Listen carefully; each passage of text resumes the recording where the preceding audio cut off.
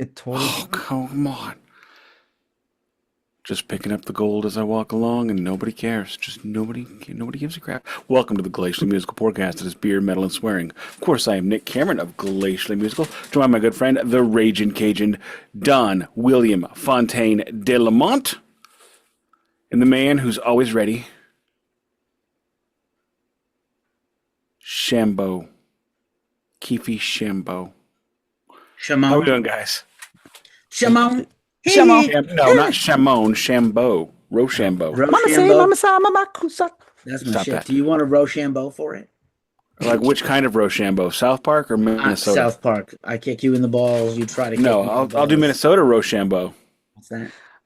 Yeah, what the fuck is that? Rock, paper, scissors, shoot. They call it Rochambeau because they're Rock, dumb. paper, scissors. What? Anyway, as everybody who's not been here before, here's how we do this each week. We have a greeting, a beer check, a vinyl check, a news check, a shirt check, and the meat of the episode. This week we are having a free-flowing discussion about jazz. Hell no, it's about vinyl. The Glacial Musical Beer of the Week is the Founders Brewing All Day IPA. Pop goes the weasel. What you got, Don? And the weasel goes pop. See what I did there? Okay, third base. I got my last Yuengling finally, and I have to go get more beer this weekend. So let's see what we got here. These are twists off. I swear to God, I must be weak as fuck. I can't even open this. Hold on. There we Don, go. 7 minutes. 7 minutes, Don. It took me a while to open it. Sorry. He missed it totally. It's okay. Guess what I'm drinking? Okay. Keefy, what are you drinking? A liquid death. Thick with meth. Thick with meth. Don swore at like the 3-minute mark, which is amazing. Here's a bury it alive. Cheers, Don. Cheers, gentlemen. Cheers, everybody. Maybe This we is a start putting in session a swear IPA. check. That is good. How would we do a swear check? That's just Don talking when he says hi. I think I need to go back to doing like setting the alarm like I did. Like set why the did timer. why did you stop? I don't know because when I Who started, told you could stop? You're not my real dad. Oh, that's Jeff Pilson.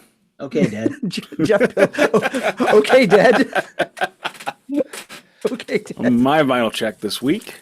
This is the record Duncan and I did a couple of weeks ago on the Glacial Musical Podcast. Burton Cummings of the Guess Who doing Yacht Rock. Don't buy this. I was gonna say that can't be good. It is terrible. I got it for $2.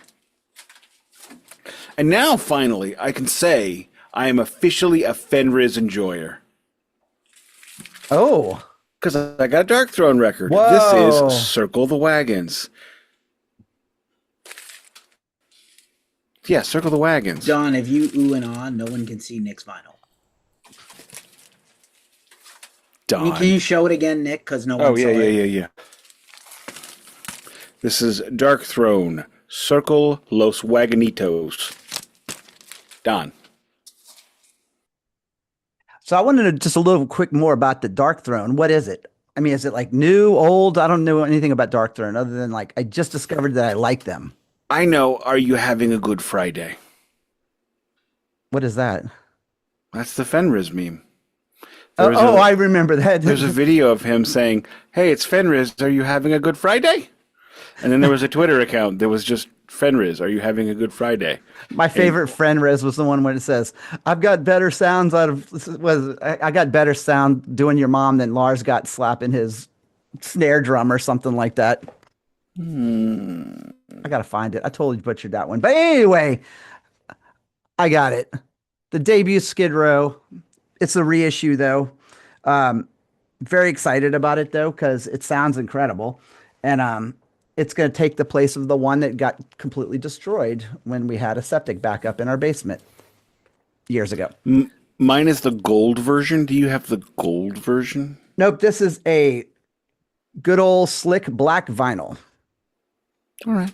There was Rob Affusa, the drummer, was actually out selling. He was like totally like grifting copies of the first album with his autograph on it. It was like a purple vinyl, and they were like $60. And I was like, that's like $30 too much money. Like, I don't, is Rob Affuse's autograph worth $30? I don't think so. I don't think any autograph is worth $30. I don't like that we have commoditized fame and commoditized autographs. It was just a thing you did because you met somebody, and it was the thing you did because people pay for your art. Yeah. Now it's celebrity lap, according It's- to our princess. God rest her, Carrie yes. Fisher. Keefy, what do you have? Contempt for the two of you. Nick, your vocal placement is already shitting the bed. You're either like too loud in the microphone. Don't touch it now, but like test these things out with us before you're like, I changed my vocal placement. Because I you're told cutting you in so and you out would with some of listen. yours. You're cutting in and out. It's not great. Okay. Anyway, contempt for the two of you. Wait, what was my contempt? Just so I don't know. I don't know. Just being here. I'm irritable today. Just you. Sorry. Your face. Spirit Adrift, new album. Infinite Illumination, their final album, because their main leader, Nathan Garrett, is retiring from touring and this band because his wife has cancer and yada, yada, yada. This is there are several vinyl variants. This is from $20 Spin. This is like the glow in the dark green slime. No comments? Nothing? Okay. That is Slimer Splatter. Indeed. Nothing? That was a 1986 Poison Discharge. Fair enough. Look at this interesting mylar I've never seen before. A square mylar. Whoa. I've got that, I think. What do we- I've got what do- those. How do we 20 feel about 20 those? bucks. Not many. I know my I think it's the Carcass EP. The Carcass 10-inch came in a square mylar like that.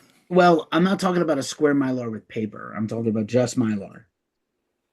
So Nuclear the- Blast does yeah, the whole thing is square mylar with the paper. I'm talking A lot- about yeah, a just lot the of- mylar. Yeah, so am I. Yeah. I've never seen one that's just a square mylar. I don't though. know Like, that I've seen one on a 12-inch though. Okay. yeah, this is the paper and mylar also. So I had to inspect it before I got off with you guys. Which, by the way, is oddly also in one of those box style. Do you like what is the deal with this new? I mean, I kind of like it, but like, do you think it's probably serving? to save paper? Maybe it's not environmentally friendly, but like it might be to save like actually less material. Yeah, I mean, but I also kind of feel like it sits kind of nice and with the other records, like it doesn't get all smushed though. I could care less about the environment now. Anyway,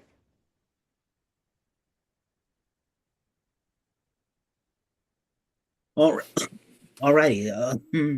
News check. News Nick. check. Just in case you did not listen long enough to hear the announcement last week, I'm going to announce next week's series, which is death metal, old school Tampa Bay death metal legends, Deicide.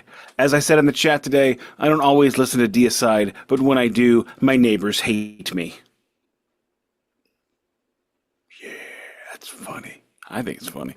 what do your neighbors listen to that you have to listen to though? Nothing. Everybody's nicer than me. That was awesome. Unsurprising confessional Nick. What are you doing? All right, I'll send you guys your checks to be nice to me. No need. I don't know. Sometimes I think it could help. Every other month I'll be I'll do it for free. Cheers. What do you got done?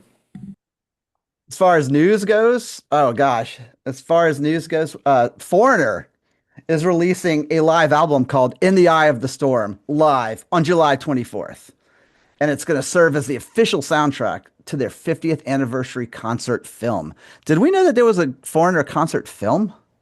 When was the 50th anniversary? I don't know. I'm so Recently. confused. This says whole year is the 50th anniversary. So recently. Oh, It says recorded during a historic rain-soaked 2025 performance at Ellis Island. so who's in the band? They ran out of space on the paper to list so they had to make it a gatefold just to have all the band members listed. I'm looking at a photo of this, and 1, 2, 3, 4, 5, 6. There's 7 people that I'm staring at in this photo. None of them are Blue Lou Graham and Mick Jones. None of them. Yeah. I don't know. That dude could be Blue Lou. Is it just me or is Blue Loose kind of morphed into being like looks like a Harry Potter villain kind of Hang thing? on, let me look up Lou Graham now. 'Cause I don't. No, that's him. That's him. Oh, he's actually And on yes, the he album does- cover for this. That's I don't know if it's an album cover, but it's a photo in Blabbermouth, and it shows like a storm behind him. So this is a promo photo for the album. But yes, he does look like he looks like he looks like a villain now. Like it's like Junior Hagrid, right? And he's like You know? he's doing the Napoleon with his hand. He's got his hand in his shirt. This is weird. I'm embarrassed to show my full hand in this band. Who asked for this? I definitely didn't because I'm looking at it also, and it just does not seem to be doing very good. Alrighty, moving on. All right. Done. All right. Moving on. News. Yep. Yeah, I'm done with my news. Yeah. Keefy, news. You don't want to talk about your existential woe that all your heroes who are multimillionaires are MAGA now? Because I left the concert? I left the MAGA county fair for you.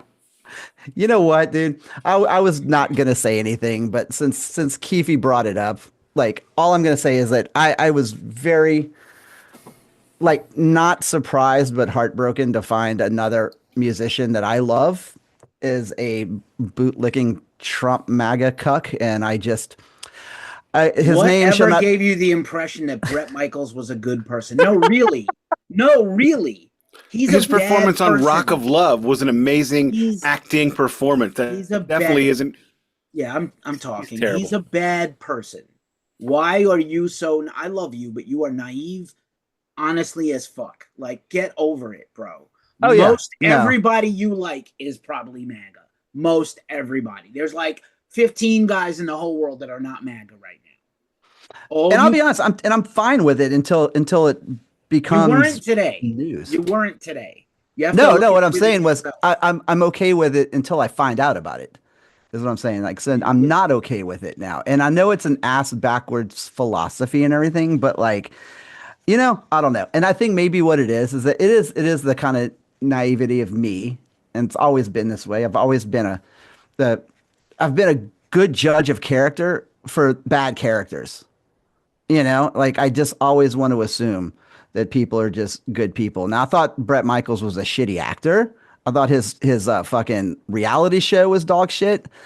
I love the guy's work in Poison. I love the stage shows. They're great. They're fun. Nothing ever really rocked me that he was going to be that until like I saw Poison like, over the last decade, and everything started to become more about the men and women in the military, which by the way, I tip my hats to them. I mean no disrespect, but not every fucking song needs to be, especially when it's, not about that anyway. So that should have been my first inclination, but it's like I was just sitting on it, waiting for it to be official. And when it made official, I get disappointed. I mean, it was the same way with Kiss, I mean, There are two kinds of people in this world: rich and poor. Ice Cube voted for Trump 3 times. yeah. Well, Ice Cube's dead to me, so it's okay. This is the same guy that rapped the line, "The cops have the authority to kill a minority." Mm-hmm. And now You think he would have stepped, Now he votes for the guy that is fine with that. A lot of people love Ice Cube because Ice Cube broke bread with Trump and was trying to be like representing. I don't know who elected Ice Cube as the representative of all Black Americans, but people were like, there was nobody else who was still. Democrats weren't kind of talking about blacks, which is true, but yeah, it's a strange dichotomy. Snoop, Ice Cube, these people. Ice Cube's worth about $1 billion. Snoop is worth about $500 million. It's all about money. It's not about anything else. It's about no, yeah. And I don't know, and you can correct me. Tupac would not have been either a Democrat or a Republican. No, not at all, man. Matter of fact, he would have been so outspoken on being neither, But I don't know. I feel like, and I'm curious to hear you guys weigh in on this because it doesn't have to take over a whole lot of the show, but like, has your Did anybody else disappointment been notice set in? Millie Vanilli is there? Is it There's just some very Millie or Vanilli? strange. No, it's whatever I Millie know. Vanilli is. It's Millie and New Vanilli. That's a really in poor taste joke, even for the three of us. But okay. No, they're there. Well, one of No. them's dead, is what I'm saying. Millie Vanilli. There is a band being Yes. credited as Millie Yes, Vanilli it's playing the one that's there. not dead, and some other guys. Oh, What's his name? Fab. It's Rob. Oh, is it Rob? I No, thought it was Fab. I'm sorry, you're right. It is Fab. Yeah, because it's Fabian. His Fabian. My name's not Fab. It's Fabian. Fabian. Yes. So I guess he got somebody else to sing along with him. I don't know what he's going to be playing. It's just this. Two kinds of people in the world, rich and poor, and I assume that all of the rich people are voting for MAGA to get their tax cuts. And there was somebody I knew who I thought was, very sensitive and very kind, very trans friendly, and he's a huge Trumper. He's a cult member Trumper. And it's just like, gosh. okay, yeah, it is what it is, and let's move on from this and leave it in the dust. What do you got, Keefy? Yes. So, what do I have? Sorry. Danzig is about to announce tour dates. I really don't ever do the thing before the thing news because it's one of the things in music journalism that irritates me. But Danzig's Facebook and social say Danzig will be announcing a few live shows around Louder Than Life. I predicted this months ago. Cities are San Antonio, Houston, New Orleans, Nashville, Dallas, and Anaheim. And again, 1, 2, 3, 4, 5, 6, and the festival 7. This would be the most wide-ranging tour Danzig has done in years. 7 dates. He hates touring. He hates everything about it. He doesn't enjoy it. He doesn't particularly care for performing, but he will clear like millions of dollars on those 7 shows. I would not be surprised if Down is an opening band for that tour because they were when I saw them a year and a half ago. So I don't know, Don, New Orleans, Nashville, Dallas, San Antonio, Houston, any of those excite you? You and I, For September? we were talking about this was because, first off, it was kind of intriguing me. Like, I wonder what size rooms, because I know when he did the Danzig Legacy thing, like that was arenas, right? Or that was like was it an arena or was it like a no arenas, theaters? Oh, I said this earlier in the chat. The place looked huge that I saw the video though. So maybe it was just was it in Vegas? Did they play in Vegas? I was there. Okay, that's what it was. Then it just looked really big. Yeah, it looks bigger than it is. That's what I was wondering because the Where stage was it in looked Vegas? like way bigger. The Virgin Theater at the Virgin Hotel. What the fuck? Yeah.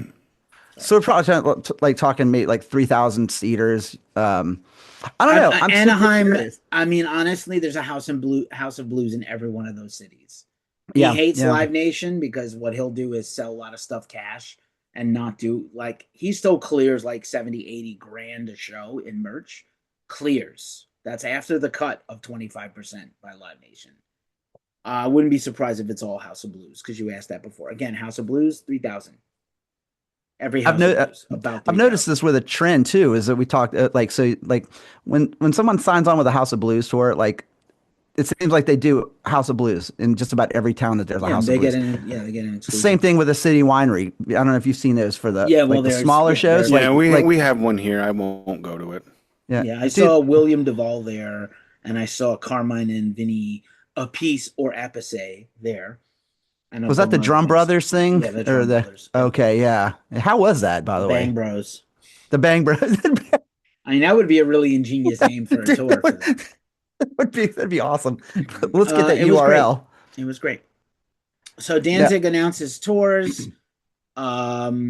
New A Perfect Circle single today ahead of their European festival and headline tour.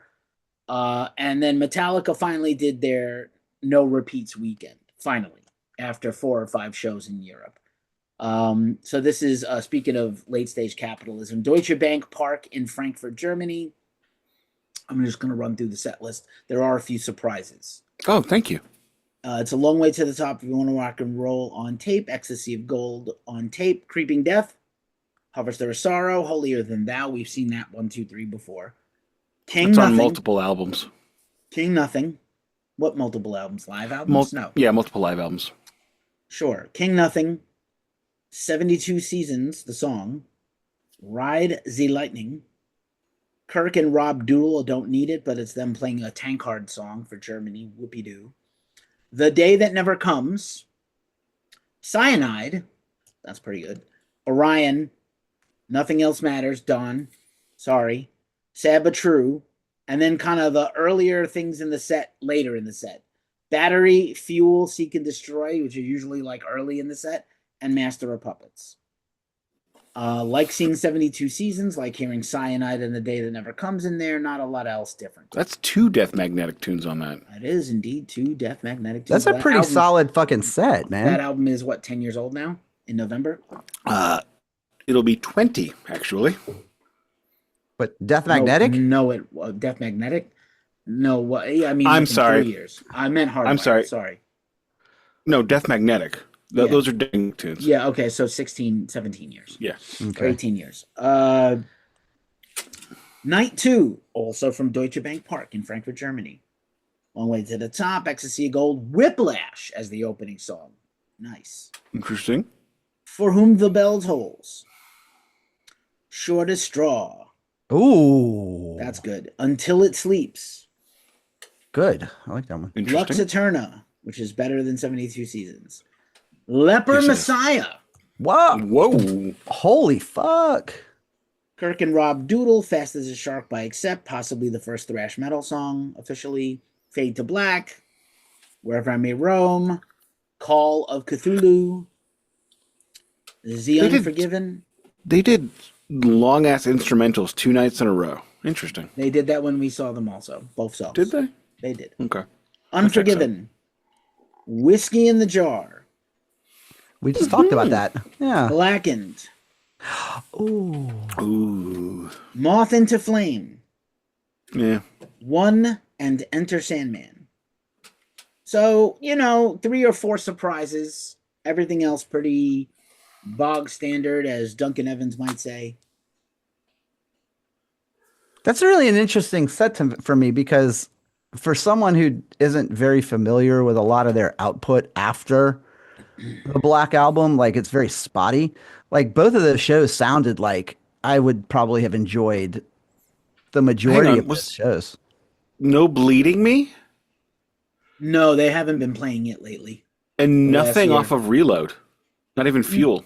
Yeah, Fuel was on night 1. Oh, did you say Fuel? I'm sorry. I did. Fuel is the bog standard Reload tune that they play. Yeah, well, it's the best song on there, probably. And It's great. It's a great song. it's good live with the fire and everything. That does sound like are they still doing the same like stage set though? Like that they continue to do the in the round kind of setup? Is this Depends upon where they are. Has 'Cause this they have been an their arena go-to set. since? It's Like the Black stadiums Album. outdoors, and it's the big 4-poster outdoor Mobius strip inverted from I Avengers. didn't think that stage setup was that good, but maybe it's just because we saw it in a dome and they love couldn't it. do the fire. They love it. They love that. I don't know. It just it looks off to me. It allows the them to hardwired have stage different better. drum sets. They like running around. There's no amps on stage. Basically, they like it. Like Lars and James like it. That's all that really matters, right? Yeah, their best True stage that. setup ever was the Justice Tour, though. I still think that was awesome. Good old fashioned arena rock stage production. I think Cunning Stunts was pretty great with the exploding The guy on 2-stage. fire. Yeah, the little stage at the end for the covers. Oh, and the guy that's on fire. Yeah, I thought that was fun. That's awesome. fun. Yeah, I didn't think about It that. was taking the piss out of themselves. New Devin Townsend album this week. I think that's about it for me. Yeah, kind of a boring week in the world of rock and metal. I guess they were all out barbecuing as well. As we record this, we are just 2 days on the other side of Memorial Day 2026. And as Don said, we do respect and love our military members here. I am sitting in a house with multiple folded flags handed to us at Jefferson Barracks Memorial National Cemetery. So, Patriots, not jingos. Yeah? Yeah. Let's move on. Jingos? What the fuck is The fuck is that? Jingoism? Making up shit again? You making No. up little shorthand for things that don't exist? No. Jingoism means you believe in the Yeah, state. I'm well whatever aware. they say. Jingos is not what you call people. It almost Well, sounds you know like- what? I screwed up, okay? I said something wrong. Can we move on, please? Sure, I'll just throw one last thing in on for better or worse. This is our 284th episode. We are fast approaching 300. I think that's pretty Nice. cool. Dawn has been here for about 100, I think. Have I really? And I've been here for like 250 or more. I'll tell you, I always say this. If I have to thank Foreigner for anything, it was being part of this family right here. Because you guys are like my favorite you guys are my only throuple. It literally should be head games. You should be thanking them for head games. I don't want to Not say the it album, like that. just though. the song. Just the song. Just the album cover. Oh, Just the album fudge. cover. I'd like to thank Foreigner for the album cover for Head Games for getting me Germs here. on that girl, in that illustrated girl, even her illustrated body had cooties after. Dude, her face looked like if she was dying inside. I mean, probably. That looked like a truck stop bathroom on a good day. It was like the key was still attached to a broomstick. You know? Man. Can we move on, please? Yes. Sure check.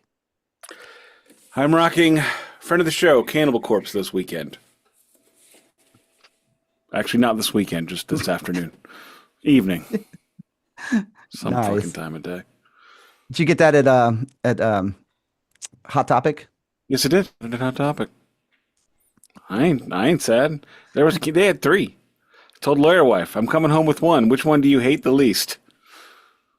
That is very good. What you got, Don? And you got one of the ones that she absolutely hated. No, I got the one she hated the least. She probably hate them all. Well, she hates them all viscerally. Well, this was bought in the parking lot of a Dead & Co show. It's the Slayer logo that says Mayor on it. And he's playing his guitar in front of a pentagram.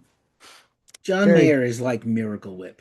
He really is the substitute mayonnaise white. Oh my God, dude. It's like there's a substitute for white, and then there's like John Mayer. You know, like, I mean, yeah, I couldn't argue that at all. Anyway, great show. This was such a hit the summer that this came out when they toured that Bob Weir actually sent one of his people out to go get one from the lot so he could wear one on stage. The guy that designed the shirt was like apeshit crazy. He loved it. So, what do you got, Keefy? I would rather stab myself in the dick than listen to John Mayer do any music. But anyway, Howling Giant. This is some cool fucking knight thing with a sword and Howling Giant. Is that doom metal? It looks like doom They're metal. kind of a stoner doom metal band, yeah. Cool. And you got the Weed Eater trucker hat from going. Atlanta, I got the Weed Eater trucker, yep. Don't most people smoke the weeds? They do. Well, no, I mean, I eat mine. edibles. Oh, God, no. I don't want what goes on in your mouth. Everybody. I will say I had 2 Blue Moon beers, or 3 last weekend. Good Lord, Keith. Revels. At the Revels for Melissa's bridal shower / birthday / bachelorette party. And I had taken an edible that had like congealed in a car and melted into one disc. So I just bit it like a jelly. And then I chugged the beer and I was fucking wasted for like You do know that when those things get melted, like that they get concentrated, and it's like I have a buddy of mine who actually would leave 2 in his car to melt because then he's like, dude, if you leave 2 in your car, you get 6. Okay. Moving on. This week we're just having a vinyl free-for-all potpourri-ish kind of show, because every now and again we got to talk about why we love this crap, what we have done. Don't think of me as the leader of the conversation and not a self-appointed leader, more of a facilitator where ideas can flow through me. Anybody get that reference, or is that way too deep of a cut? Okay. That's when Rimmer lost his bitterness in Red Dwarf, and he became a hippie with a pipe and a beard. But let's start with, what is it that you love about vinyl, Don?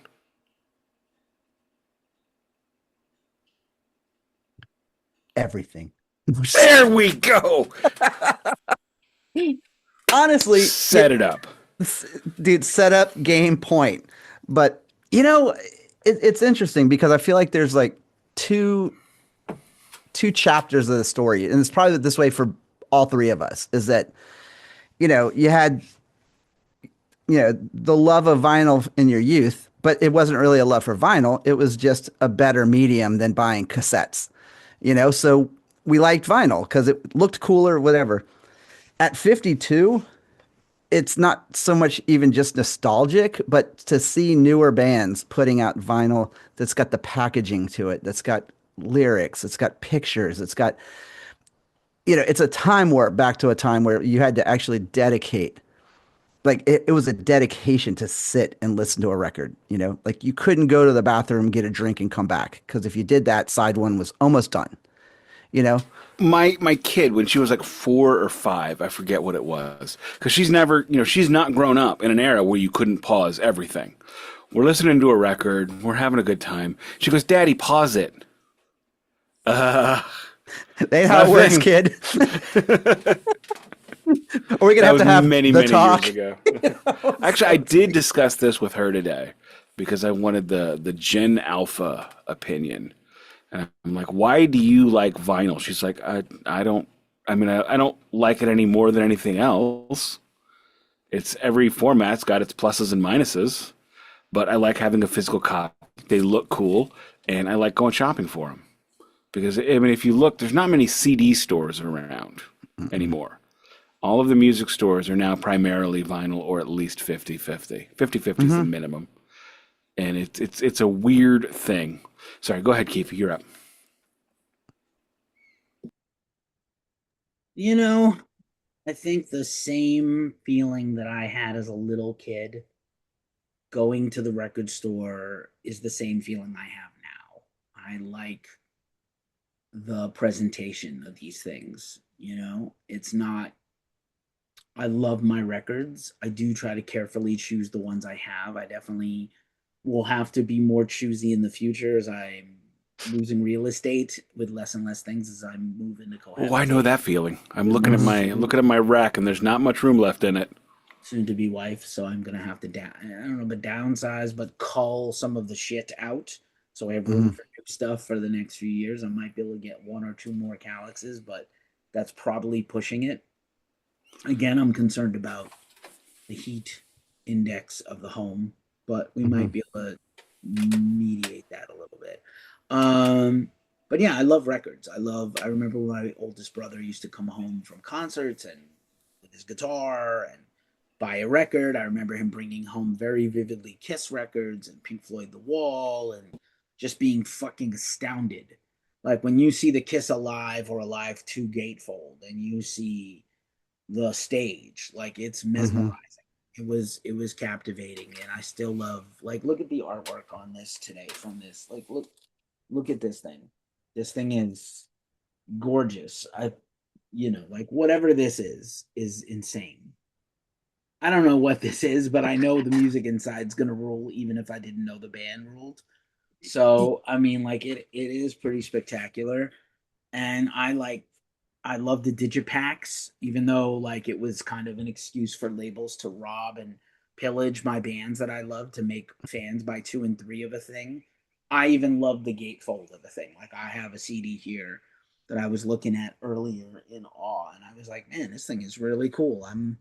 I'm actually surprised this thing is as cool as it is. Mm-hmm. So, of course, now that I said that, I don't have it handy, but um, yeah, that's kind of it. I love the music. I love music coming out of speakers. Practically, I will in my, right now in this setup, I don't have a turntable in this room. I Mm-hmm. can play CDs here. I do play plenty of music off of streaming, and I blast it with this little JBL speaker that I have. That's extremely hardy for a small space with a tremendous amount of bass. You can see how well worn it is because the JBL orange has come off of it from just use every day. But my turntable is currently outside with my speakers, and it's not easy to enjoy in the same room. But in my new home, I will be able to spin records and do ghost cult stuff and work. So that's really cool. I do like the sitting room. Nick spoiled me on the sitting room thing. I love that. Yeah. And Don also, lovely setup. My sitting room, my office and beer fridge are behind the couch. Mm-hmm. And in front of the couch are the records and the video games. And my kid was telling me about Fallout. Dad, I think you'll really like it. Kid, I don't know that you know what I like in video games. But that's besides the point. But I don't have a whole lot of nostalgia for records from when I was little. I remember the last new vinyl record purchased by my family was purchased by my cousin, Van Halen, 1984. And we didn't have a turntable in our bedroom. This is why I was living with my cousins. So we could only listen to 1984 in the living room when my aunt and uncle weren't home. Because for some reason, they did not want to hear Jump over and over and over. And they were wrong. They were just wrong. I do have a copy of that album. I have an original pressing of it. And this one actually brought me way back to my cousin who died very young, about 12 years ago now. He died the way he lived, under a beer. And when I picked this album up and I pulled it out, it was an antique mall called Time Machine Antiques in St. Peters, Missouri. We would go there after hockey practice or after open skates when the kid played hockey. And I remember pulling out the record to get a look at it, and I just got this major waft of marijuana. Like somebody apparently had stored all their weed in their Van Halen record to the point that their parents must have noticed that the record had like tumors and like opened it up. Because and I gave it to the guy and I'm like, look at this. He goes, whoa, are there any stems in there? And that's like one of the big things for me. Yes, I definitely do like I like the physical aspect. I very famously I've never gone to streaming of any sort. I'd listen to YouTube for like when I'm reviewing albums for the podcast. But even when I was using my iPhone as my primary music device or my Android before that, I would always buy CDs and then rip them to my computer. So I had boxes and boxes of CDs. And so it's 2015 and I'm laying in my bed trying to sleep. And I thought to myself, I never have to buy music again. And I haven't bought any music in years, except for like one or two things, because at that time I was reviewing so much. And to this point, I still haven't gotten off all these damn lists because I don't review anymore, so I don't care about all the promos I get. But I thought, maybe it's time to give vinyl a try again. I actually tried to get back into it in the 90s twice, and then I gave it up until 2015 because I thought, you know what? Worst case scenario, I'll at least be giving these bands some money getting something that I can't get out of a CD. The first record I bought on the way back, and that's what this will be the next question I throw to you guys. The first record I bought on the way back was Crowbot EP. And I didn't know it was a record. I didn't know it was a vinyl record. I assumed it was a CD. He's like, EPs are $10. I got 5. I was on the list covering Kill Devil Hill. That was the night I interviewed Rex Brown. That was also the night I met Gareth of Wolverine Kills, and we spent a lot of time talking outside. And he hands me this 12-inch thing, and I'm like, that's a big CD. And I'm like, does this have a download code? He's like, yes, it's got a download code. Okay, good, because I don't have a record player. But thank you, because he took the $5. So... and I still have it. I still have that record. And that is a great album. El Mano of Lucifer is like one of the greatest funk metal songs of all time. So what is the record that brought you, either what's the first record you remember buying, or what is the last record you bought, or the first record you bought that really rebirthed, resent you back to the vinyl sphere. I was trying to be dirtier, but I can't remember the word. The vinyl canal. The vinyl birth canal. the vinyl canal. Oh my gosh, this is such a great question because it's a toss up between two, and I can't remember. And for all I know, I may have got him. It was oh, I know what it is. Twisted Sister, Stay Hungry. That was the first vinyl record I ever bought. I didn't have a turntable in my room. My dad had it out in the living room. All I had was like a little. I had one of those one speaker boom boxes. You know, it's like a half a boom box. It was like one speaker and a tape deck. That's all I had. Oh my God, my cousin had one of those. Oh, it was, and it was like badass, you know. 'Cause Oh like, yeah, like I thought, you know. I mean, we walked around like with on the shoulder. It's like, yeah, it's a boombox. No, it is not. People would go, "Where's the rest of your boom box, kid?" You know. Lay away at Kmart. But exactly. One day I'll have it for the full $60 that it costs. I don't know. So it was Twisted Sister, definitely. And what I remember about it, and I still have it, you know, which is great. You know, I still have the first run of vinyls that vinyl that I remember buying. But there was just something about buying that on record, you know, when I got it home, because all I really had to gauge off of was my dad's record collection, which was like folk music and crooners. And then all of a sudden I bring Stay Hungry home and my dad looks at it and he goes, "Is that going to ruin my record player?" And I was like, "I don't think so." And my dad was like, "All right."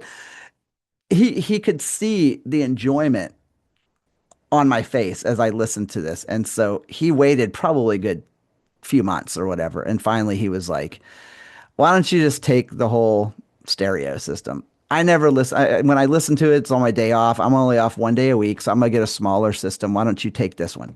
And it was a Fisher receiver that when you turned it on, it hummed for like 2 seconds. Like the I tubes thought just you were going warmed to up. say it was Fisher Price record player because I swear to God, my wife had one growing up. So Oh, like they were great. half or two-thirds of the records that she owns to this day are the ones she bought when she was in high school and junior high because her family never switched to cassettes. Mm. They went from vinyl to CD. Yeah, see, They never made the cassette swap.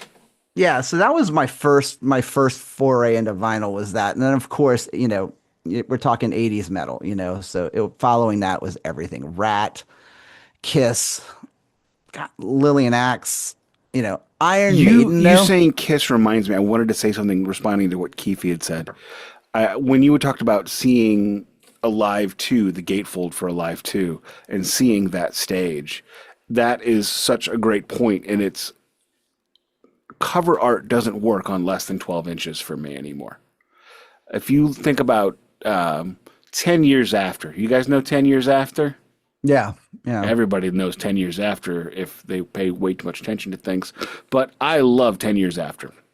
I have their live album and I don't know the damn name of it. But I remember looking at the CD and you couldn't like tell because it's like a black background and then a little bitty picture of Alvin Lee in the middle. Except when I got the vinyl version of it, the original version of course, you could actually see Alvin Lee holding the tapes. And it's like, oh, this makes sense because now Alvin Lee's the size of a CD. Whereas when he's a CD, he's the size of a Post-it note. And when he's on your phone, he's the size of a postage stamp. And so much of the covers really don't, and just much of the covers in general, even nowadays, don't make much sense. And if you look at like the aughts and early teens, the album art was a barren wasteland. Most of it was crap, unless they were on vinyl labels, like Alive Natural Sound or Fat Possum Records, stuff like that. Sorry, go ahead. No, I was just gonna say it was just I don't know. It's like because there was only really two mediums of listening to music. You know, it was like it was vinyl or it was cassette, and of course, like 8 tracks were kind of still hanging And the on radio, slightly. don't forget the radio. Oh, the radio, but I'm talking like 8 tracks was physical. 8-track was a tremendous failure. Oh, it totally was. But and so records to me was like it kind of went over my head, about how awesome they were because it was just like, but like you said, like it was, am I gonna get, live after death on cassette? Or am I gonna get live after death on fucking vinyl? You know what I mean? And like Keith was saying about that, It like I looks just louder. Vinyl looks louder. it looks menacing, and like I remember like Keith was just talking about Kiss, like when I opened up that gatefold for the Live After Death, I was just astonished, like I was so floored. And then of course as we go on, like we said, vinyl trickles out, we get into the CD era. The first vinyl that I bought, actually it wasn't even the first, I didn't buy it. It was given to me by Holy Grail. It was the Crisis in Utopia.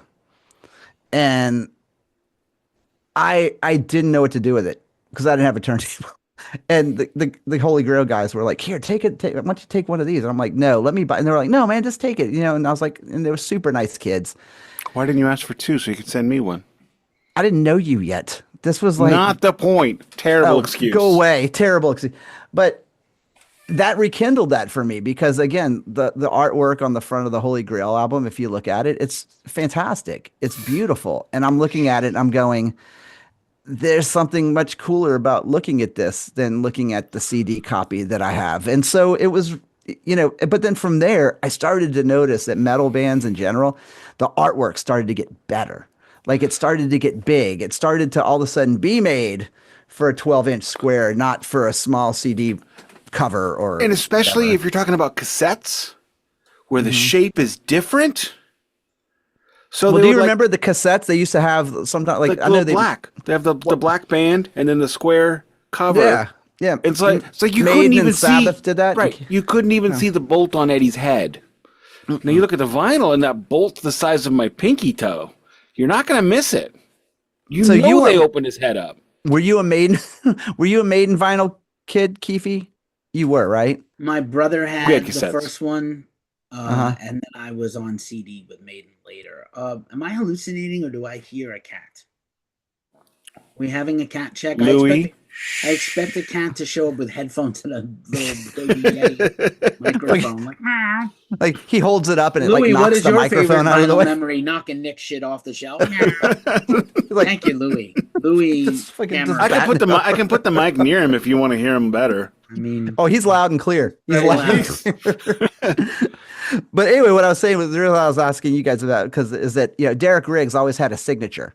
Do you remember the signature? It was like the little male female combo symbol, and it was always placed somewhere on the album cover. And so to buy the record, like the first thing you would do is you'd go home and you'd try to find that symbol. And I just love that. And so to feel like I'm getting that again now, it's like I said, it's nostalgic, but in a different kind of way, and it's very welcome change, I should say. For me, growing up, vinyl was the very fragile way of listening to music. And I can remember some really terrible things I did to some records. The first vinyl I ever owned was a 45 from Greece, a 7-inch. I broke it, smashed it to hell. I don't know what the hell happened. I still tried to play it though. Did not play. That little shard, nothing came out of it. And I can remember taking like the needle and going boom ba boom ba boom ba boom ba onto a record. And my stepsister going, "What are you doing?" I don't know. I'm 4. I mean, I don't know. I'm having fun. And yeah. So I didn't have that nostalgia growing up for that. So what about Keefy? Like what was what was your first one that you can remember I think buying? there was some vinyl. So my parents are big music heads, and my dad was an audiophile. Like I said, we had apparently before I was alive. My dad had a lot of jazz on reel-to-reel audio tapes that then sat in like a little entertainment center, rotting for decades. Until my dad died and we got rid of that thing and threw it away, but that's a shame. Then my parents had a bunch of they had a little 45 player, and they had a bunch of classic standards and jazz 45s, which I've lost all of. But I think there were some records that were bought for me, like Sesame Street and stuff like that. Superman, the George Reeves radio stuff. I think my dad wanted it anyway, probably. And then that shit would be awesome to hear right now. Right now, yeah, like the serials. And then my brother obviously had a turntable. We have Sherlock Holmes vinyls from like 1934. Cool. Repressed later, of course. Yeah, cool. So my brother had a boombox, a ghetto blaster. He had a turntable with big speakers. He had a CD player before anybody else. I think at one point he tried to get laser discs. We had we were late to get a VCR. But first vinyl I bought with my own money, Kiss Rock and Roll Over, still my favorite. Don't care what you say. And then I remember my mom got me some vinyl a couple of years later, including the Superman soundtrack score on 4 vinyl, and like a 4 LP, and I was just mind blown by how incredible it was. And didn't even like occur to me that you could get Star Wars on vinyl back then, which you could. But same guy. My mom was like, it's the same guy who did Star Wars, and Jaws, which you like, right? Like I was like, oh, Jaws scary, but like Star Wars amazing. So I think from a very early age, I had a lot of music in my house and in my home. Even when we had nothing, we had music. And then my mom had a bunch of disco and, pop stuff and a little bit of rock and roll she liked. So I think that's kind of how it all got in. But yeah, the rock and heavy metal is very captivating from an early age on vinyl. It's interesting because I did not grow up in a music-loving household.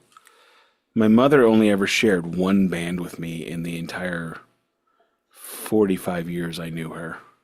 45, 44, whatever. And that was Eagles, Greatest Hits Volume 1. We never had Volume 2 or anything else. But, remember the Eagles adjacent bassist I was asking you about a couple of weeks ago? It was Jackson Browne. Jackson Browne. He might not have been actually Eagles adjacent. No, he was not in the Eagles. I said adjacent. No, not even. And he wasn't a bass player. He sucks. Jackson Browne sucks as a songwriter. But Jackson Browne is just fucking horrible. I cannot speak to anything about him other than I think my mother's fiance of the time liked him. Sure. And he also liked Eagles, so I probably got these things confused. Yeah. It was and the guy's got 2 last names. So fuck it. Jackson's a first name. Of a Nazi. Whoa. Some Aryan Southern kid. Do you guys hear about Jackson and that? General Robert E. Lee, get in your bed right now. Like, that's what I imagine. Oh my God. Did you guys hear about the Aryan dating page that got hacked just recently? That's disappointing. There's an Aryan dating app. I couldn't. No, we want it. them to date each other, not anyone else. Yeah, right. Yeah, exactly. Aren't they inbred enough? Apparently not. Apparently not, dude. They got to add another bloodline in there. The gene pool's pretty shallow on that side. But I did want to ask Keefy a question based on his answer, though. So, like, the vinyl obviously was completely different from like metal vinyl. I mean, when you're talking about artwork and everything. But I actually still remember, like, I have my Star Wars soundtrack. Even they, at that point, made that shit so cool to look at. I mean, the Star Wars album, black Star Wars logo. What's on the back? Darth Vader's face, like I got that. Like bleeding through one of our listeners and viewers is going to get that. Oh, but like I just love that even back then, like we had different ways of presentation. Right. It's worth noting, and I've discussed this on the show many times. When we were kids, like when we were little kids, you guys are old fuckers. You're older than me. You guys are 50 with numbers behind it. I'm 50 just. 50 with numbers behind it. 50 just. Any questions? Moving on. When we were little, there was nothing. There was one home, until Atari broke, there was one home entertainment system. And that was vinyl records. That's all it was. So that's why, I've got books, like read-along books, multiple that were given to me that I listened to, that my daughter would listen to when she was very small and couldn't read yet. Now she can read, and she's sick of reading because she's got to read for school. But, so, I have the story of Star Wars where and like I have Monty Python and the Holy Grail, Monty Python's Life of Brian, where half of it's scenes, half of it's songs, and half of it's in part of its new skits. Because that was the only thing you could take home. I have Monty Python, their first album, which was just them re-recording sketches from the show. because that's all there was. There was a Johnny Carson record. And who knows what's famous about that Johnny Carson record on Casablanca Records? I don't. That is the record that bombed so hard it almost bankrupted the label. And so That's Kiss, amazing. which is what led to Alive, because they couldn't afford studio time. That's fucking. Could you imagine just being like, I blew our budget on Johnny Carson on Nobody record. bought it.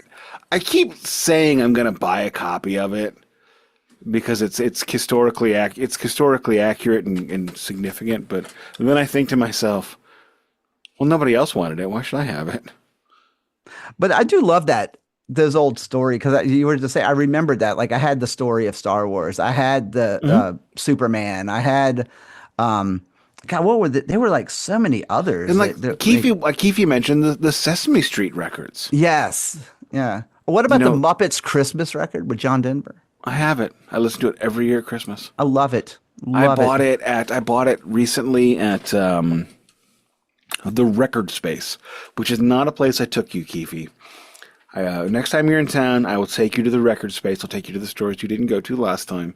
The Record Space has the best selection in the world in a room about this in a store about the size of this room. So what does that tell you about the records? That they are like not in great shape. No, they're in tremendous shape. Oh, really? That they're expensive. Yes. There you go. They were selling Metallica Kill 'Em All for $300. Why? Discogs evaluation is only $150. Yeah, this is apropos of nothing but a karaoke the other night. Somebody sang Talking Heads Once in a Lifetime in the voice of Kermit the Frog, and I can't ever hear it the same way ever Like, again. you'll never unhear it, will you? And you may ask yourself, like, how did I get here? Where's Miss Piggy? Isn't that my beautiful wife? And you may say, why, God, what have you done? It was genius. That's was beautiful. genius. I always wondered what it would be like to be able to sing in a voice. Did you guys ever hear the version of Hurt that's sung by Kermit the Frog? Oh, no. Okay, let's get off Mother because I just got off beautiful. yours. I'll send that to you. So let's talk about what have you done to upgrade your turntable. Not a whole lot. I'm hoping to get one soon. Here's the easiest upgrade you can make. Upgrade the stylus, cartridge, and head shell. I did that. I did the stylus. I've got an Ortofon OM10. Once I got that, it completely changed how I had to listen to every record I owned again once I got it, because it changed the sound so much. The other upgrade I did, and this is a $15 upgrade. Anyone listening to this show who has vinyl records and a turntable who has not done this is wrong. It's $15. You can get it on Amazon right now, and you can be jamming to better blast beats tomorrow. Acrylic slip mat. Acrylic slip mat. If you Mine picture, came with one. Did it really? Acrylic slip mat? Well, not a slip mat, but a platen. You shouldn't really same call it a diff. slip mat. It's This is a slip. Mine's a slip mat, but I put it on top of the platen. Okay. It goes on. It becomes a platen, because if you look at the most expensive turntables, what do they have? They have 6-inch platens, 6-inch thick platens. Like it would take two of Don's Wangdoodle back to back to see how thick that is. Hard.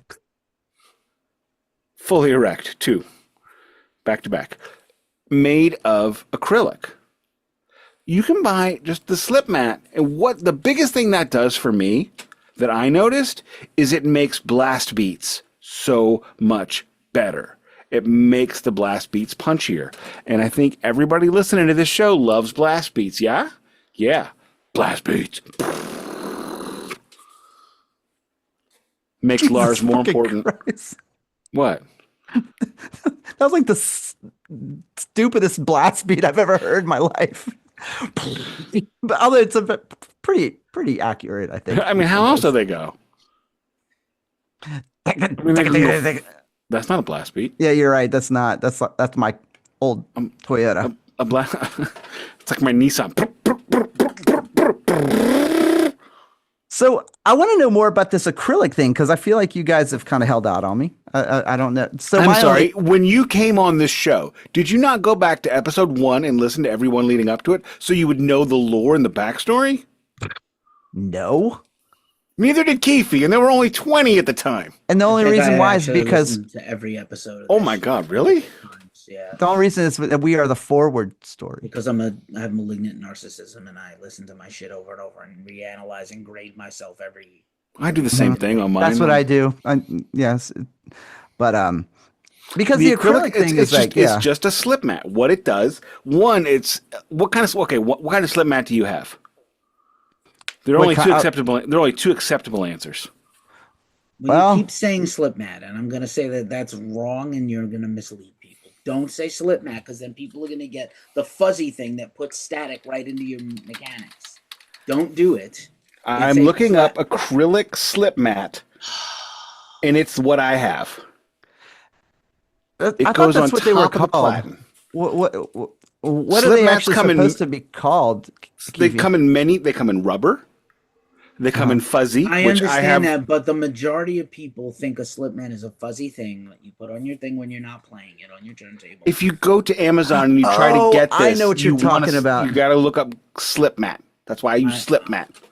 I understand. Well, when I bought my U-turn audio turntable, it came with an acrylic platter, they called it, or the platen. Just let's use different terminology because we don't want people to get felt slip mats. Do you understand? In fairness, Pro Spin, white acrylic, turntable mat, platter, slip mat. Well, that's not platters. Just how about we go with matte platter, split mat? Sure, whatever. A pimp named Slickback. A pimp named Slip mat.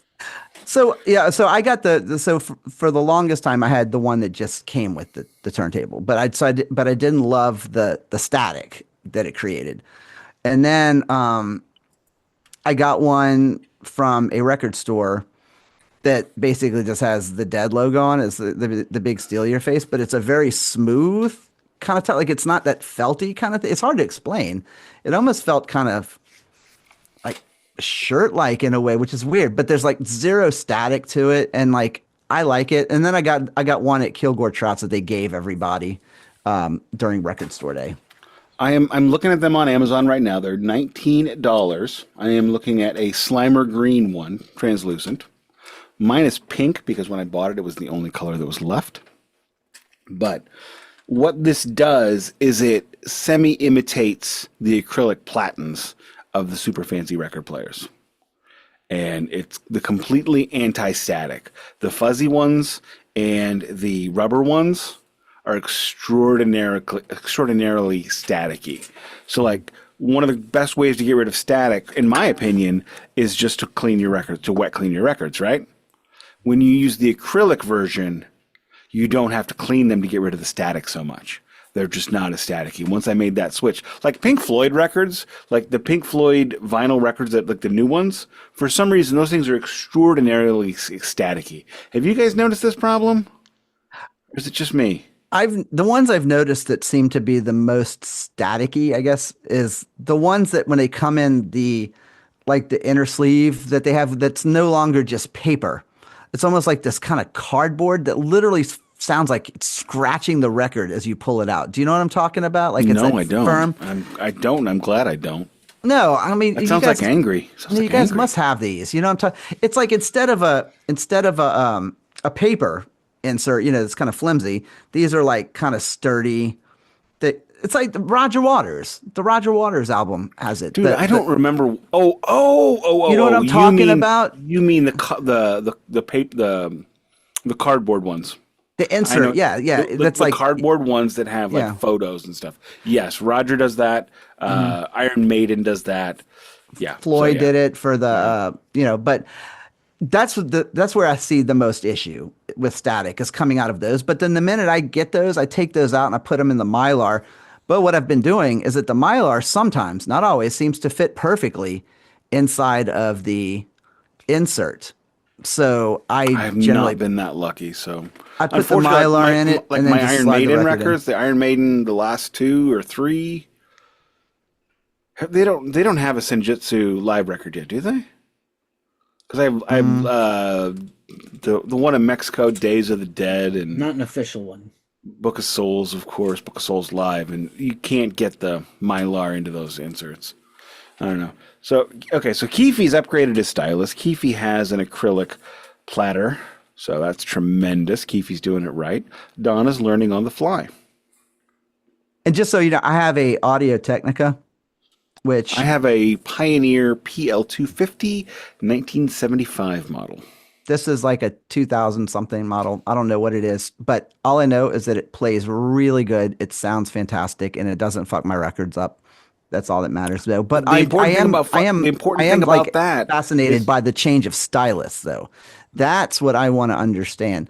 I mean, I'm assuming it has something to do with like the better the stylus, the better the transmission from the record 90% of the through. sound of your record player is the stylus. Mhm. The stylus is the only thing that touches the record. Well, Yeah. and the platter, of course, but the platter doesn't transmit. It's the only part of it transmits the sound. So if you upgrade your stylus, you can get an Ortofon OM10. I got mine for 150 with cartridge and head shell. I didn't have to wire anything. I said to pop it on and adjust it. So it's very important your stylus is properly adjusted. I actually fought with that damn thing for a year before I got it right. And I just kind of got it right on accident. And once I did, it's like, oh my God, thank you, Jeebus. Thank That you, sounds Jeebus. terrible. It was terrible. But once Jeebus hit the turntable, Was it a and Striper record? to hell with Don Vol. The hell with the Don. To hell with the Donville. Where was I? So, okay, here's another good question for you. You don't have to pick like 4 or 5, just one. What is one record that you would use to show somebody? Because I think we can all agree that vinyl sounds different. And whether or not that different is pleasing to you it's in the eye of the beer holder. So what is the record that you have that you would play for somebody in order to show them why you prefer vinyl? If you need time to think about it, I can give you my first one. Yeah, you go for it. This is going to surprise you, but it's Kenny Rogers, The Gambler. I got Kenny Rogers, The Gambler for 50 cents for 4 bits at St. Vincent de Paul Thrift Shop in St. Charles. And I hadn't even cleaned it yet. I sat down, I dropped the needle on that, and it sounded like God. And the reason why I use that and not my Pink Floyd, Adam Hart and Mother Red Super Vinyl Japanese press is because that was $150. This is 50 cents. And actually that Kenny Rogers record doesn't sound that much far off from that Pink Floyd record. There are just there was Star Trek, The Undiscovered Country, and Dances with Wolves for some reason were the 2 poster children movies as to why you needed a home theater, in my opinion. So my poster child for why you should listen to vinyl records is Kenny Rogers. It sounds, it pops, it locks. It was only ever meant to be played in that format, and it sounds like it. Anybody ready to go? Keefy, what's yours? You know what's interesting? Thinking back about when I started getting back into vinyl, which is really 2017, 2018, to be fair. I'm gonna say the repress of Mastodon Crack the Sky. I've said it last week, say it over and over. That's my Dark Side of the Moon of the 2000s. Probably the best album to come out since 2000.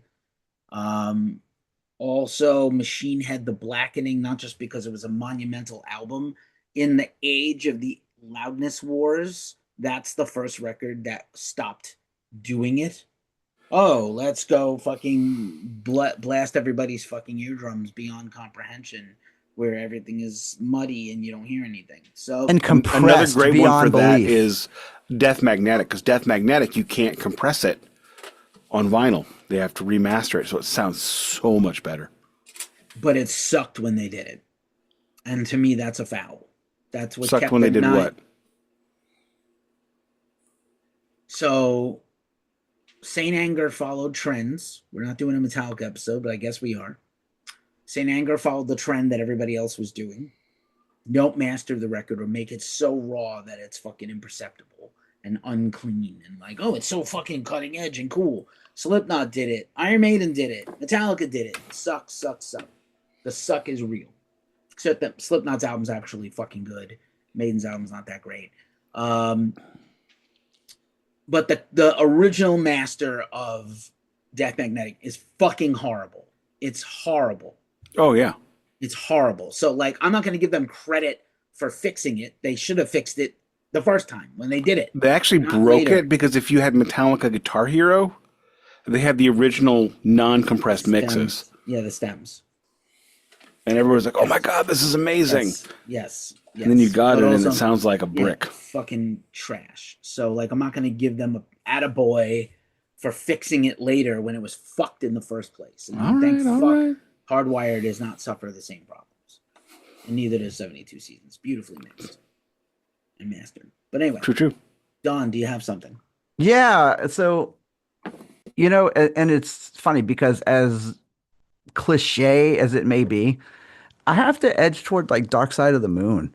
I mean, because to me, that album was meant to be listened to on vinyl and also meant to be listened to.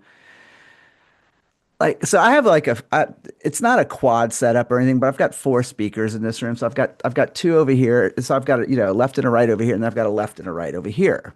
And so, behind me. So what I did was I kind of like offset them. So I got, I have a left and a right and a left and a right. When you listen to Dark Side of the Moon or something like that, it fucking travels around you and it makes it just takes you to a whole other place. And because it's an older pressing. I mean, I don't know if it's first pressing, but it's definitely from the 70s. But I found my pressing. I swear to God, it took 8 months of daily looking to figure out which pressing it was because there's 700 of them. Yes. So anyway, I loved listening to that album, and like if I wanted to sit someone in my chair right over here and just be like, listen to this, it's going to sound so good. And I think that as far as on the metal aspect of it, man, I would have to say, this is a hard one because so many metal albums did really well with like going all in with production. And some of them were very just left and right, which is interesting to hear. I think Maiden, like around Seventh Son of a Seventh Son, like that was to me. I have an OG press of that. It. Yeah. Oh my God, it's amazing. I bought it the week it came out. And that was, to me, Maiden's albums always sounded great, but that was the first time I remember, or that, and I might be wrong, I don't know, but it was the first time I remember hearing a Maiden album that legitimately sounded like full on ear candy. It's beautiful. An old friend of mine that decided I was racist, so I stopped being her friend, gave me that, along with a copy of Farewell to Kings by Rush, of course, that I have not been able to clean. I have been trying to clean that thing for years, and I just can't get the hook out of it. I think it needs some glue in the tracks. But yeah, Seventh Son of a Seventh Son is a truly amazing sounding record. Beautiful. And I'm going to listen to it tonight, actually. One of the things I think a lot of people don't realize is the problem with CDs is they never really learned how to use them. Because there aren't really any good, in my humble opinion, come at me in the comments and I'll talk back to you. Spotify, YouTube, Facebook, whatever. I don't think there are any good CD reproductions of music. When you look at the original versions of CDs, if you go back, if you're as old as we are, early adopters of the CD format, at least I was, the back of the CD would have AAD, DDD, ADD. Which meant analog. It was recording, mixing, mastering. Metallica never had anything other than AAD until the 2000s. All their stuff was AAD. So that meant it was recorded on tape, pushed to digital. And then they would have these warnings on the back of the CDs saying, you might be able to hear some of the hiss. And unfortunately, although the compact disc is the most amazing musical performance recording device, it sometimes can reveal the limitations of the original inferior formats, you motherfuckers. I forgot all about that. And as you're telling me, like, I still remember that thing on the back. It's like, you know, the something about like the sound quality may be somewhat diminished from the original, you know, or whatever. What it was is they didn't know how to convert it. Then 20 years later, they redo them all brick walled. So like my copy of A Momentary Lapse of Reason on CD was so quiet compared to the modern era because it wasn't loud. It was just, they just moved it over.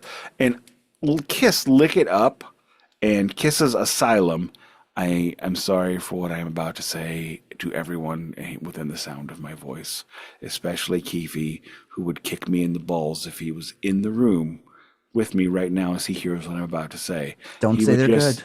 He would just yell Rochambeaux and do a flying double dragon kick into my nuts. They're actually not that bad. When you listen to them kick recorded nuts properly, Lick It Up and Animalize are far better. Still not great. Lick It Up is a perfect 30-30-30. Animalize is a perfect 20-80. And none of the good songs are Gene's. I think they both get Fs. I think using the word perfect anything related to the 80s Kiss music is just fucking madness. Get your head examined, Nick. I have a Madness record as well. Our house in the middle of the street. Better than anything Kiss did from 1980 to 1990. That is not better than Lick It Up, and it's not ironically better than All Hell's Breaking Loose. As a song, All Hell's Breaking Loose is abject garbage and fails on every conceivable level. Why are we talking about this? I don't know. I just can't help myself whenever All Hell's Breaking Loose comes up. And by comes up, I mean any chance I get to shoehorn it into a conversation. Wait, is Kiss Nick's Dokken? Yes, it really is. It's like it's his Hanoi Rocks. Yeah. I was talking to the guy. I was talking to the guy at the record store today, and I was talking about us and how we talk about records and stuff like that. And he was asking. I was telling him about Dokken, and he was like, "So you love Dokken?" I was like, "Dokken is like my side piece. Like I do all the things with Dokken that I would never do with Somewhere in Time." I mean, Seventh Son. Seventh Son. Somewhere in Time sucks. Somewhere in Time, dude. You know what? It sucks. I will meet you on that hill, and we will die together on that hill because that is gonna be seriously, just for the record. It's gonna be a lonely fucking hill. We're gonna have to Dutch rudder. There, blindfolded, of course. I don't know. Only if you rusty trombone, but it is. Do you know what a rusty trombone even is? Oh, who are you talking to? I prefer the rusty fishhook. Stop it, Jesus. Cleveland steamer. Stop it. Don't open a door. Look, you guys like to think this whole time, oh, Nick's not as horny as us. Bro, I keep it under wraps because if it comes out, it's like the fucking Hulk. And nobody needs that. Mr. McGee, don't make me horny. You wouldn't like it when I'm horny. Red penis vein Hulk. Do you remember that? Okay, so let's. I never thought those two worlds would cross, by the way. May I? Let's wrap this up a little bit. What do you have to say for yourself about Justify Your Existence, Don? This is vinyl related or just justify my existence? I'm so confused. Justify yourself. Justify myself. The correct answer is, I got a sweet ass. That seems like a pretty shallow answer, bud. I'm a pretty shallow guy. Is that a joke that we're supposed to understand? Yes, that's Red Dwarf. I don't. Keefy, do you know Red Dwarf at all? Yeah, a little bit. I know nothing of it. So once again, show. Nick. Do you like Monty Python and Star Trek? I like Monty Python. Do you like Star Wars? I love Star Wars. And it's Monty Python and Star Wars. Not Star Trek. Definitely not Trek. Totally Wars. Okay. Okay. I'll give it. I'll give it a try. I'll give it a try. Last time I checked, it was on the Tubies. Oh, Boobies. nice. So no, I don't know. I don't know. Justify my existence. I have Look 3 at me. cats in here right now. I mean, look at me. I don't. Anybody have want to to see a justify cat? anything else. Anybody wanna Yes, see a cat? please. Let the cat make the. I'm not going to special get appearance. Louis because he's 17 and I don't want to break him. You got to ask a better question, Nick, to wind the episode up. Like, at least make it vinyl related. Oh my God, that cat is so fucking cute, dude. And now the cat will do the outro. Do y'all see Ozzy Cat, what Posborn is your back here favorite wrapped one? up like a fucking enchilada? Can I just tell you something real quick? Burrito. This cat right here destroys vinyl records. Oh, Yet you love him. He sharpens his claws, but only on the Broadway section.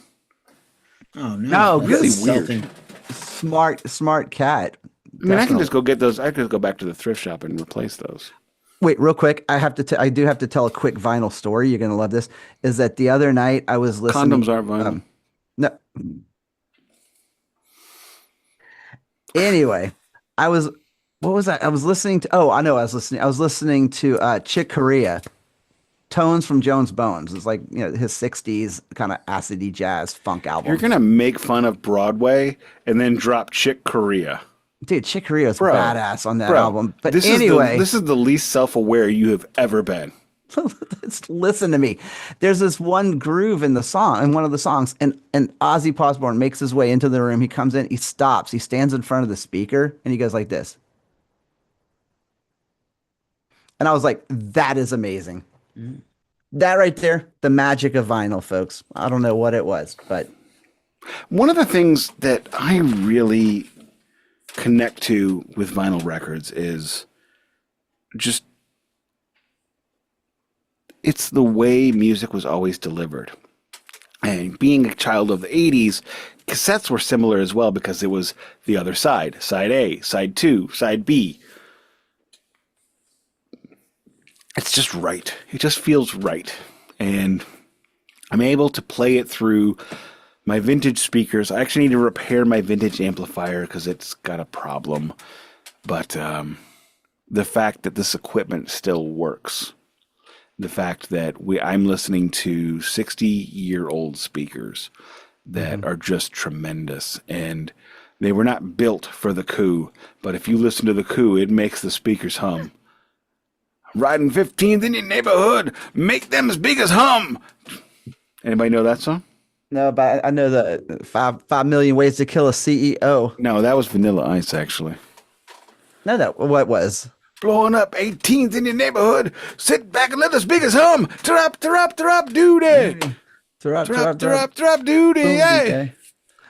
They also did it on the second Bloodhound Gang record. Yes, I remember that. When I saw actually. Vanilla Ice, that was the first song he played. He's also playing that Trump thing. I'm shocked. Oh, why are we bringing this up again? Yes. I knew You somebody brought was up going to do Vanilla it. Ice. I can bring up Vanilla Ice without talking about the Trump thing. No, you can't. can't. They're synonymous now. I did not realize that they were. It was Morris Day and the Time, so now we can't do Morris Day and the Time references. No, we can't at all. Sorry. Okay, so well, I mean, we didn't really make a whole lot of Bret Michaels references. I mean, come on, man. Don't cry for me. Oh, yo.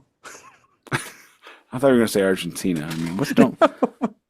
So I real quick, one of the things we were talking about, I wanted to kind of back up a little bit, was like, especially with Keefy, is that I guess, we talked about old vinyl, we talked about our first vinyl, like what is your go-to in the time of need? Like when you are just kind of having one of those evenings where you're just like, I just need this to be me and my record and a drink and my LED strip lights with all the lights turned off. Like, what is your record? King's X Dog Man. Alice in Chains Unplugged. Oh, Do you have that? Yeah, I do. On vinyl? I do. Get that. I need to get that on vinyl. I want to mug Keefy. You could try. I'm notoriously hard to capture. So because I don't move well, so you're not going to be able to drag me too far. I'm center weighted like an anchor, bro. It's just dead weight. Okay. To piggyback on that, and the answer to that question for me is the wall. What is your most valuable vinyl record? I think we just discovered Keefy's, because Alice in Chains Unplugged is like $300. No, I got the repress. It's not like a new one. Like, it's the repress. It's not brand new. Did they do a recent one? 25. Oh, I didn't know that. And tripod was 26. So I came across a bootleg of it, but I didn't buy it. Is there a way to sort for that on Discogs, by the way? Yeah, literally by your collection by money. I'll start and say like the most I've ever paid for a vinyl. Oh, I'm so fucking stupid. In the further adventures of Johnny Hildo, in the further adventures of did I waste my money stupidly? Yes, I spent $60 on a Pussifer #1 comic book because I couldn't find one. And they were selling it for $125 autographed at the show, and I couldn't see that as being fair. So I bought one off eBay just recently. That's the cheapest I've seen it. It's going for multiple hundreds of dollars. And it's not even the first press of the comic book. It's the second press. The most I've ever spent on a record is $150 Guar Hello. Yeah, Guar Hello, which you can also now get for $20. Not at the time, though. Not at the time. Not at the time. That Amigo the Devil Record Store Day covers live thing. Mm-hmm. I got for $80 from Germany because I was pissed I couldn't find it anywhere. That's the most I've spent on a record. Oh my! We have spent so much time together. When you mentioned buying a record, I'm like, I remember when you got that and the 20-minute rant you did on the podcast about it. Iron Maiden Torture of 2023. 2021. Pepperidge Farm remembers. Pepperidge Farm remembers Keefy bitching about Walmart and Iron Maiden. Wall Maiden. Iron Mart. So what is it? Well, like, what is your most? You said your most valuable one was what? Keefy? I don't know if it's the most valuable one I have or what. Like, I probably have some other stuff that's worth more. I think I have that Slipknot with the error from like 3 years ago or 4 years ago. That's probably worth more. But that Amigo the Devil, I paid the most for. My most valuable, like on Discogs. That's not a box set. That's like an album. Right. I'm not counting box sets. You know what my most valuable singular album is? What? Take a guess.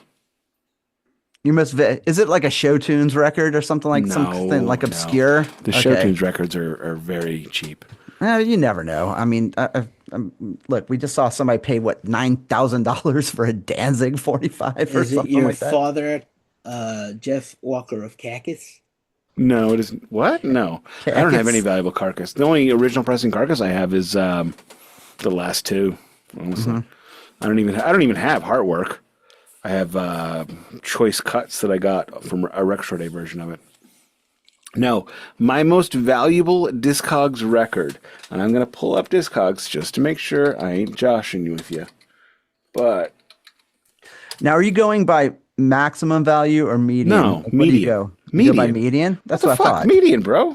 That's what I thought. Because I was like looking at maximum value. I was like, that is not right.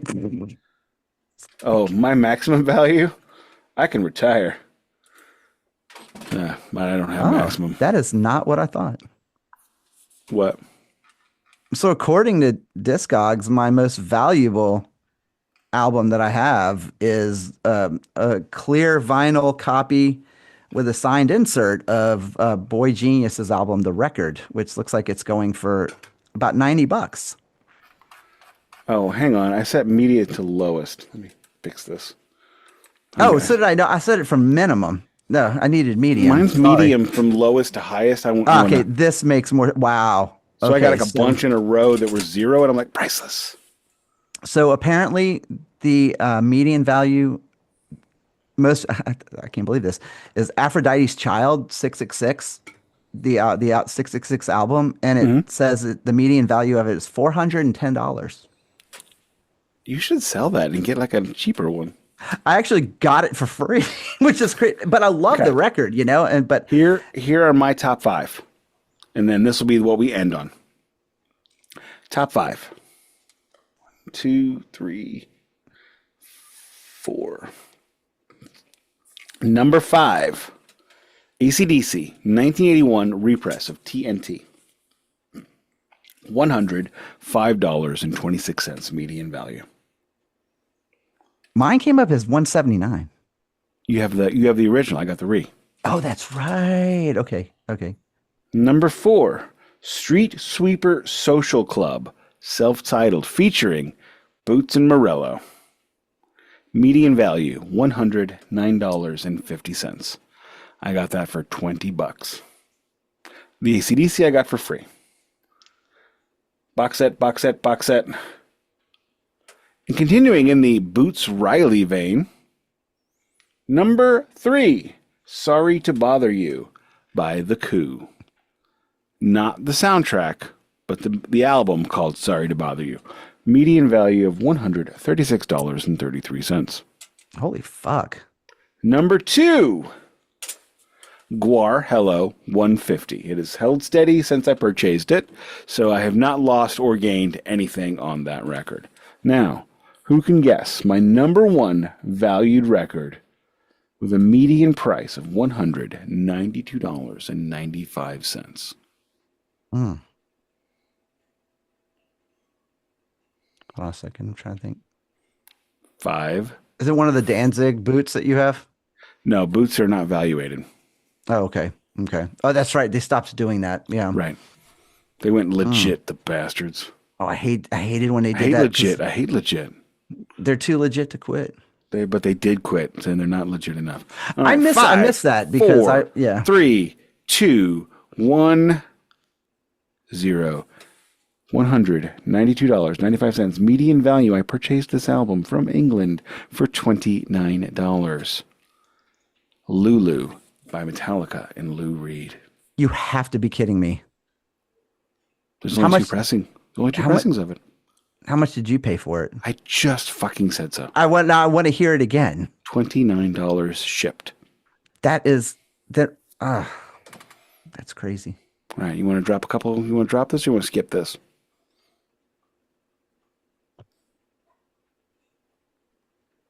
What are we doing there, Don Juan DeMarco? Sorry, my Did your brain go fuzzy? Did everything taste purple? No, Patrick was being finicky.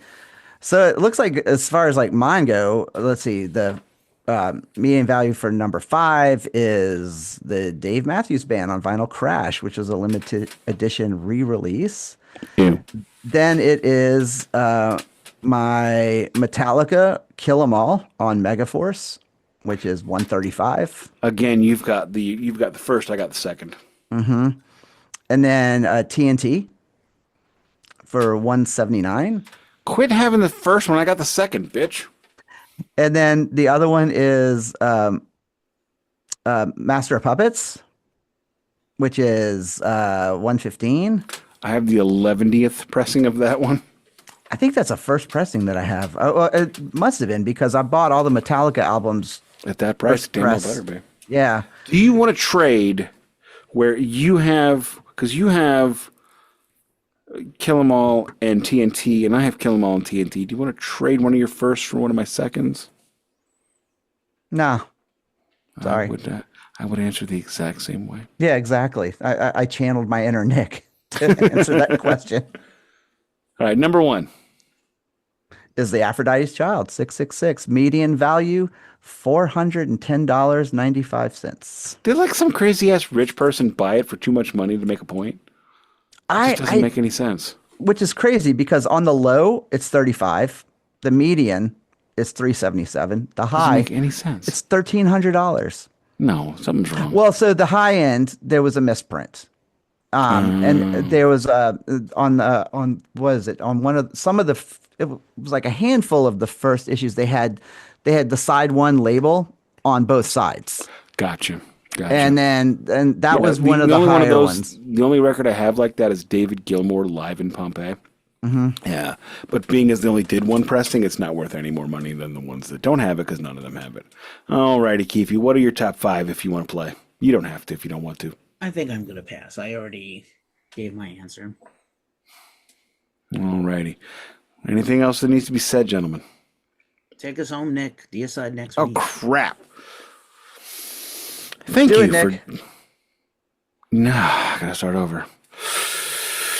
Lion face, lemon face. Lion face, lemon face.